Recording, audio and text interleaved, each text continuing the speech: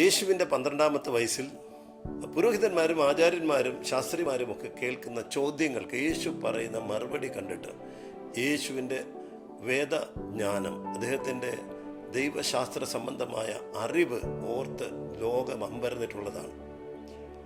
എന്നാൽ യേശു തൻ്റെ പരസ്യ ശുശ്രൂഷ ആരംഭിക്കുമ്പോൾ അദ്ദേഹം ജനങ്ങളുടെ മധ്യത്തിൽ തൻ്റെ ദൈവശാസ്ത്ര ജ്ഞാനത്തെ പ്രസംഗിക്കുകയല്ല ചെയ്തത്.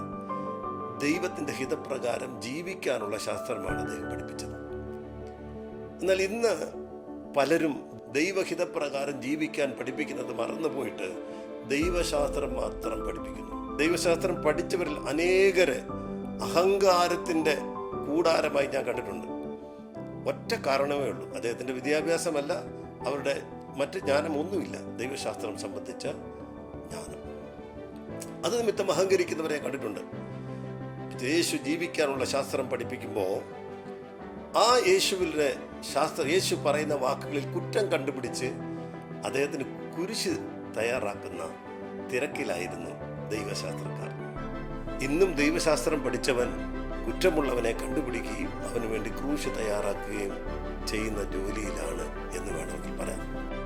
അതുകൊണ്ട് ദൈവശാസ്ത്രത്തെക്കാൾ വളരെ വളരെ പ്രാധാന്യതയുള്ളതാണ് ജീവിക്കണമെന്നുള്ള പഠിപ്പിക്കൽ എന്നാണ് എൻ്റെ അഭിപ്രായം.